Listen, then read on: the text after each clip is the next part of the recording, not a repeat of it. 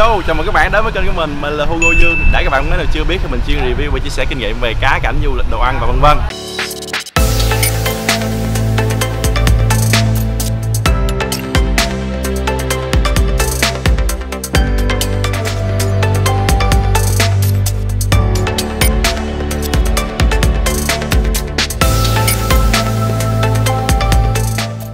Ok, bây giờ mình sẽ đi tham quan cái shop này ha. Đó. Rồi, chào các bạn, đây là anh An, là ông chủ của shop Mộc Vinh Aqua. Mình đang đứng ngay tại Mộc Vinh Aqua, ngay tại đường số 35 Cao Đức Lân, phường An Phú, quận 2. Anh ơi, em thấy ở ngoài mặt tiền của mình á, là đặt một cái hồ rất là đẹp. Trong đây gồm rất là nhiều những con cá này là mình nuôi cộng đồng á, thì anh có thể giới thiệu sơ sơ qua là trong đây là gồm những cái con cá gì được không? Trong đây thì cái bể cộng đồng này thì có một số loài, ví dụ đây là như anh em chơi gọi là kim mông có bối. Dòng này là dòng ngân albino. Con này là hai anh em nó nuôi từ size nhỏ được khoảng 1 năm trước này. Bây giờ đạt size tầm khoảng 70 phân.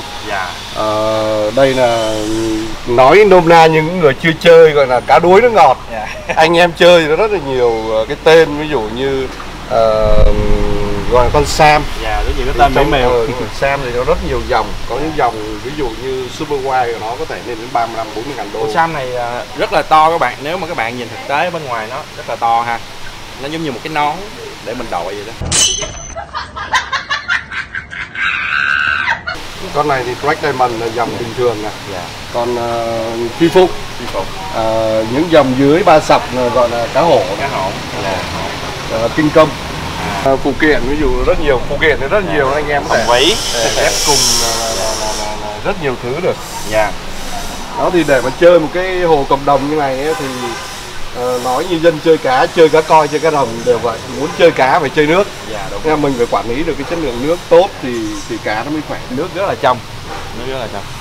Hình như là bữa nay em thấy em tới là mình mới khai trương luôn phải không anh? Thực ra thì bên chi nhánh bên đây là mới bắt đầu hôm nay chính thức mở cửa để đón anh em để phục vụ anh em vào tham quan rồi mua bán. Như vậy là rất là vinh hạnh hôm nay là mình được bên Mộc Vinh mời qua để khai trương và cùng cà phê để ngắm cá. Rất là vinh hạnh đối với mình ha các bạn. Hugo ghé vô trong thì mình sẽ tham quan những hồ coi bên mình đang mới. Rồi, ok anh. Ở đây là hôm vừa rồi do cái thời gian gấp rút nên là cũng anh em mới set up được một số hồ. Những cái hồ này là như hồ coi Việt Nam rồi. Những hồ này là coi Việt Nam thì được sinh sản là nuôi dưỡng tại Việt Nam mình.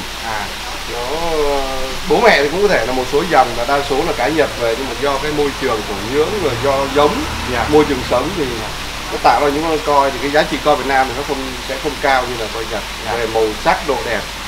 Anh, cái coi này là cái tên nó là cái gì vậy? Thực ra nó là cá chép. Nó là cá chép.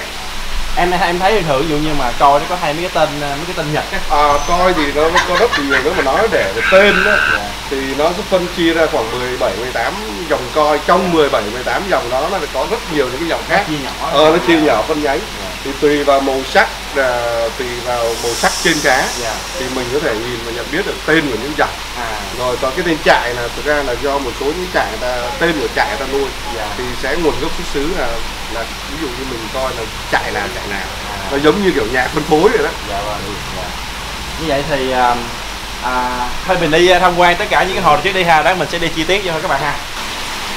Cái hồ này đang xả nước để chưa bắt cá qua. Đây là mình xử lý nước trước. Đang chảy nước trước. Đây là những con coi bướm. Cũng là coi Việt Nam. Coi bướm là cái vây, cái đuôi của nó dài hơn. Nó dài hơn những con coi bình thường.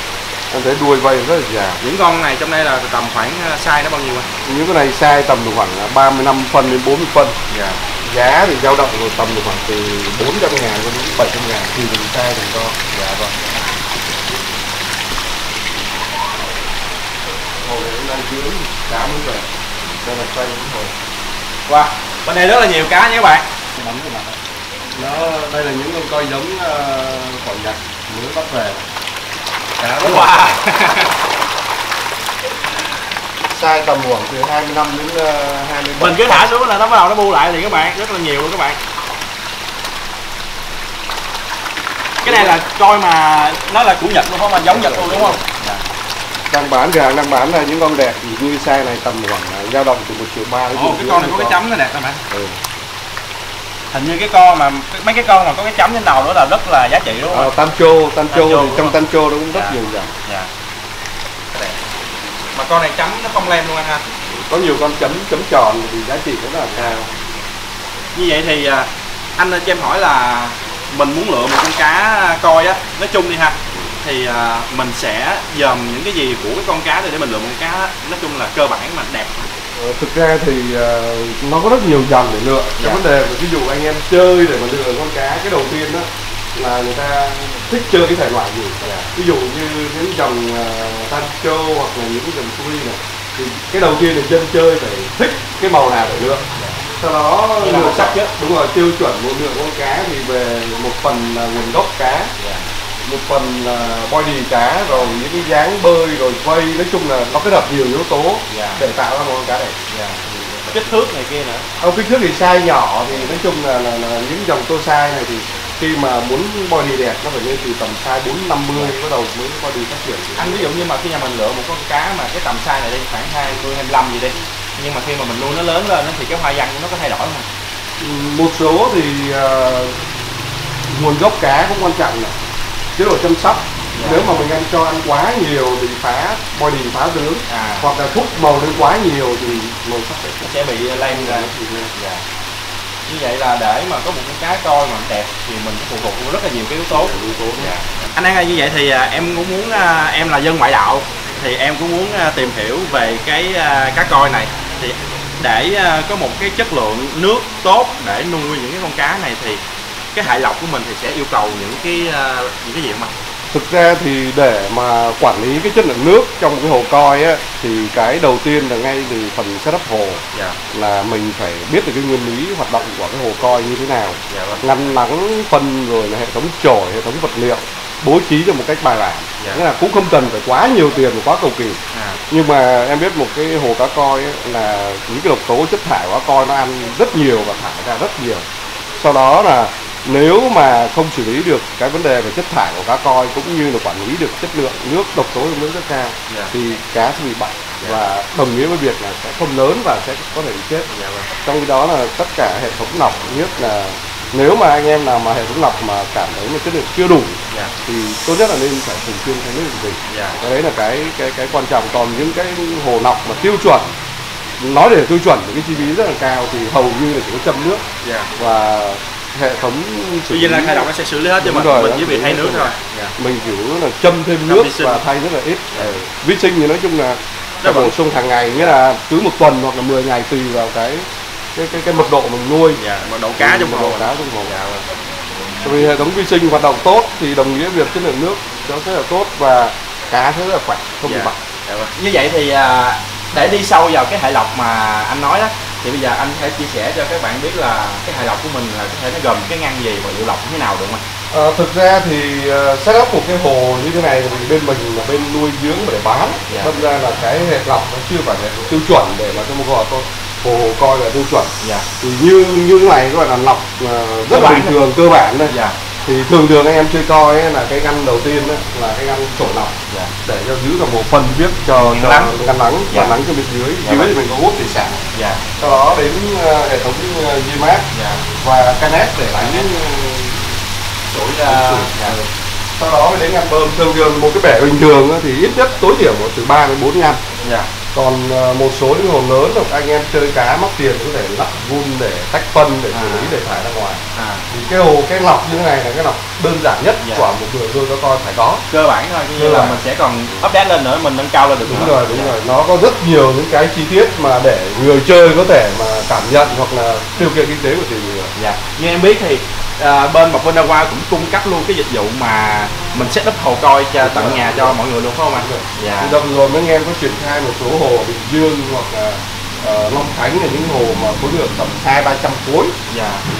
Tư vấn và lắp đặt hệ thống vào thì nói chung là do nhu cầu của chủ nhà, điều kiện kinh tế, nhu cầu rồi diện tích bao nhiêu rồi kia là cứ mà bên anh qua là bên anh sẽ khảo sát rồi bắt đầu mình sẽ báo giá đo đạc cái thứ cho chủ nhà làm theo sở thích luôn. Anh như vậy thì một cái hồ như vậy là khoảng bao nhiêu khối anh? Như cái hồ này mình đang làm cái hồ này khoảng 10 khối này, cả này nó lập tầm 10 đến 11 khối. Wow. 10 khối. Nó bự như vậy rồi. Ở đây là cái hồ sâu cùng ở trong cái showroom của mình rồi. Thường thường mà em đi những cái showroom cá hay là những cái cửa hàng á, thì thường những cái hồ mà để ở sâu cùng thường là những hồ mà cá đẹp, cá tiễn này kia không à. Thì không biết cái hồ này có anh có thể giới thiệu sơ qua cho các bạn là cá như gồm cái loại gì, cái loại nào đặc biệt không anh? Thực ra cái hồ này là cái hồ do cái diện tích đất bên mình nó chưa có đủ lớn ấy. Cái hồ này nó tầm khoảng 11 khối cả năm lập. Thì ở đây là những dòng này là những dòng cá size nhỏ nhất là khoảng 50 phân, 50 cm. Như con này là như con này là cá Việt Nam này, size đạt size khoảng 70. Nếu mà nói về Việt Nam mà đạt size 70 là cũng rất là hiếm, từ 70 đến 80 là rất là hiếm. To rồi đó. Thì ở đây trong cái hồ này thì có một số cả cá Việt và cả cá Nhật. Nó cũng tương đối là size to, cá mới về nên đang từ Bình Dương. Thì mực nước thì tối thiểu cho những hồ lớn như này là anh em nuôi cá thì mức sâu tối thiểu cũng phải được 1 mét. Còn không thì tiêu chuẩn là khoảng 1m2 đến 1m3 cho những hồ tiêu chuẩn cho cá lớn. Kia là những cái hồ mà coi là mình đều có những cái chuẩn để mình nuôi cá. Nó đủ độ sâu, đủ độ rộng và cái hệ thống lọc. Chỉ số nước thì kia nó phải đủ. Những cái hồ mà nuôi như này thì anh em thường là phải test liên tục pH rồi là nitrat, nitrate rồi là đủ thứ những cái độc tố trong nước để người ta coi ăn rất là. Như ngày nào mình cũng test luôn hả? Nói chung là nếu mà 1-2 ngày có thể test một lần, ví dụ như thường nếu mà anh em mà chỉ có thay nước nhiều thì lúc nào pH nó cũng cao. Nhưng mà cho ăn nhiều liên tục khoảng 4-5 ngày pH giảm kinh khủng luôn. Đúng rồi. Như vậy các bạn có thể thấy là đây là cái giấy chứng nhận của cái con cá, thì đây là cái giấy chứng nhận của cái con cá Showa trong hồ này ha các bạn ha. Thì đây là variety, là chủng loại của nó. Rồi sex, giới tính. Ở đây là không biết là đực hay cái. Đây là kích thước 25 cm, tuổi ha, nó được tuổi rồi. Đây cái ngày mà nó, chắc là cái ngày này là cái ngày mà nó đẻ ra nè. Rồi ở đây là từ cái trại Marusaka Koi Farm. Đó, thì đây là một cái giấy chứng nhận của con cá koi. Thì đây là 2 con cá đang ở trong hồ này ha các bạn ha. Ok, bây giờ mình sẽ thả đồ ăn cho tụi nó ăn ha các bạn ha.